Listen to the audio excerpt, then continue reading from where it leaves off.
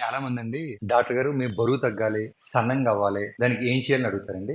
Best ఏంటంటే ఉపవాసం అండి. Intermittent fasting. మీరండి రోజుకి 2 మీల్సే తినండి. అంటే పొద్దున్న బ్రేక్‌ఫాస్ట్ చేయండి. రాత్రి డిన్నర్ చేయండి. లంచ్ మానేయండి. మీరు వెయిట్ ఇట్టే తగ్గిపోతారు. లేదు ఇంకా ఫాస్ట్‌గా తగ్గాలంటే 1 మీల్ ఎ డే అండి. మీరు రోజు ఈవినింగ్ ఇంటికెళ్ళాక డిన్నర్ చేయండి అంతే. బ్రేక్‌ఫాస్ట్, లంచ్ మానేయండి. ఇలా చేస్తే మీరు బరువు ఇట్టే తగ్గిపోతారండి. ఈ ఉపవాసం చేస్తా వల్లండి బరువు తగ్గటమే కాదండి, మీకు బ్లడ్ షుగర్ లెవెల్స్ కంట్రోల్ అయిపోతాయి. మీ గుండె ఆరోగ్యం, మెదడు ఆరోగ్యం మెరుగుపడుద్ది. ఎక్కువ కాలం బతుకుతారండి. అయితే ఈ ఉపవాసం చేస్తా వల్ల ఇబ్బందులు ఏముంటాయి? కొంతమంది ఆకలి కంట్రోల్ చేసుకోలేరు. వాళ్ళకేంటి పీకేస్తా ఉంటారు తినేద్దామని. కొంతమందికి నీరసం వస్తుందండి. కొంతమందికి తలపోట్లు వస్తాయండి. ఇవన్నీ కూడా మీరు చేసి కొద్ది అలవాటు అయిపోద్దండి.